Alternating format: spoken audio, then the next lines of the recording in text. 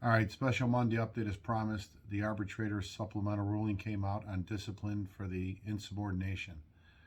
Here's his award as it currently stands. Anybody who is out less than 9 days in no pay reprimand. 10 days to 15 days is a 1 day suspension. 16 to 20 is a 2 day. 21 to 25 is a 3 day. 26 to 35 would be 4 days. Anybody more than 36 days, he maintains jurisdiction.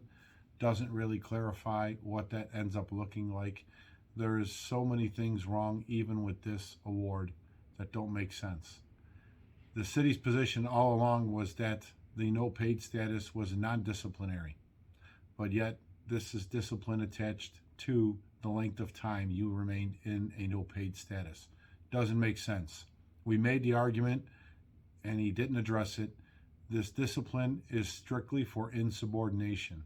The consideration of time off with no pay should not even be relevant, but here we are. And most importantly, it doesn't address the members who were off more than 35 days at all until the city decides what they want to do. Now, even in the conversations we've had, the city pretty much said that anybody under 90 days was not going to be even considered for termination. They implied that members out longer than 90 days would be. And that gave him pause as far as his jurisdiction is concerned with possible police board cases. Nobody has been given a 30 pending by the city. This is just a follow-up to the original award that had so many errors and considerations. This is yet another example of just half of an award in theory and one that is counterintuitive to everything that's been discussed to this point, even by the arbitrator himself when he talked about no discipline being attached to this at all. But here he is issuing discipline. We're not letting it sit as is. We're going to address the issues that remain and the decision that he's put forth here. This just needs to stop. And the city could put a stop to it tomorrow. But that's that part of it. A second update. I meant to address it on Friday, but it kind of slipped my mind. Well, let me just say, it seems some people want to go to social media and try and spew some lies and mistruths about the April 20th meeting and the bylaw changes that will be voted on.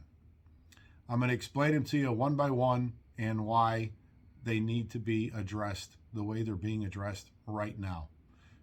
Even though some people who have been sitting in these offices up here for a long time previously now pretend like they don't understand this process and that there's something improper about it when there isn't.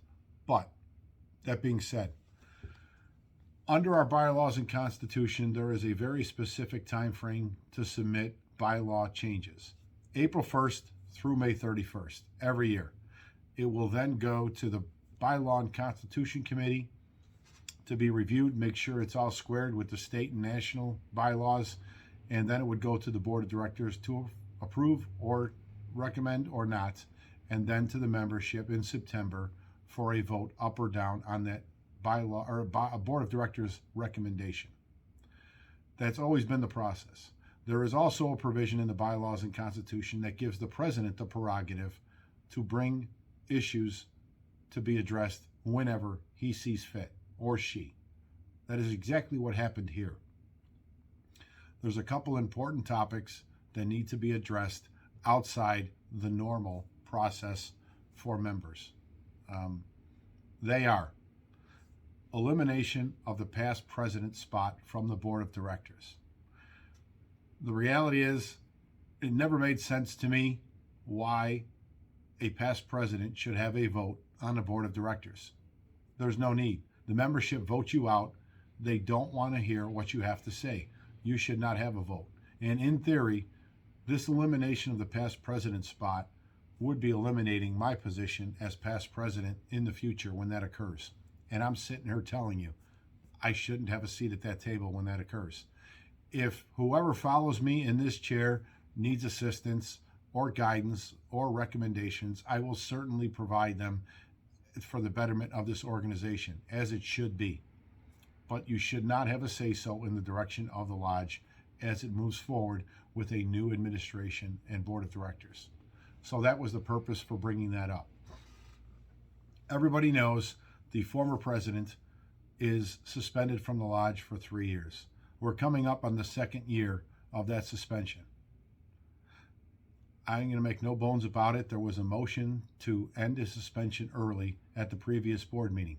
That was voted down. There's been considerations given to that and what that would look like. It's not going to happen, or it appears it won't happen by the board of directors vote, unless at the very least this gets addressed now one way or the other by the membership. So that was the point of getting this done. And if the board of directors decides that they're going to reduce the suspension by a year, that would give Kevin Graham the ability to run for office next term if he saw fit. Well, then so be it. But again, there was a process that was to be followed, or steps to be followed, let's say, before that would even become a reality. And this bylaw proposal was one of them. Secondly, the length of term limits from 3 years to 5 years. We spent over $200,000 plus. I believe it was $242 on the previous election cycle. That is a giant chunk of money every 3 years to spend on an election. There's many things that we wanted to get done, and it's not unique to just us. There's many things every administration wants to get done. To try and get them accomplished in 3 years, or in 2 years realistically, before you start shifting towards campaign season, because everybody seems to be already there, and we're still working on solving some of these other issues the lodge is facing. But the thought was to put it out to 5 years and give administrations the ability to get things done. The goal is to have a new lodge with the next term, because this is just too small of a location with no parking. Everybody who shows up to these meetings knows that. So between a new lodge, and we've said very clearly our goal is to have free health care for active and retired members, just like they do in Philadelphia. In order to make that kind of health benefits office a reality, it's going to take a heavy lift and a lot of time and manpower. And in order to even get it started, we need the security of knowing we got several years to get it done, not a 2-year window.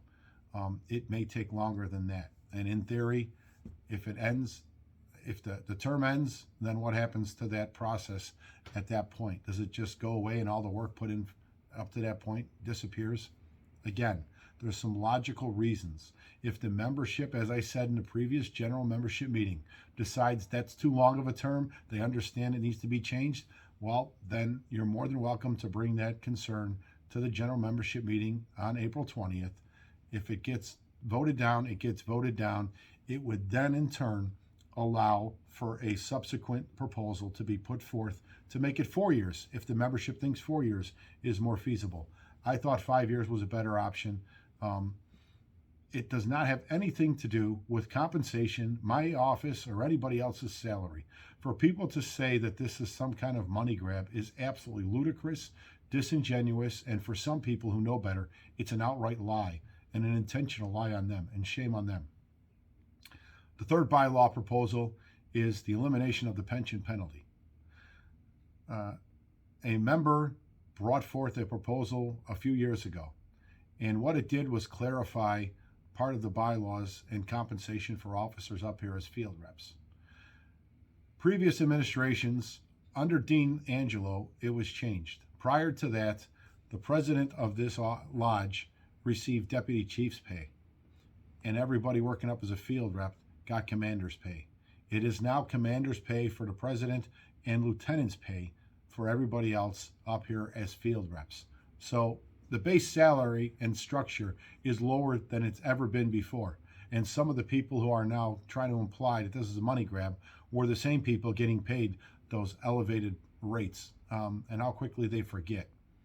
But the problem was, if you retire whether you're forced or otherwise, while you were up here, you got penalized for collecting a pension for 25, 35, how many ever years of service you put to this city in your career.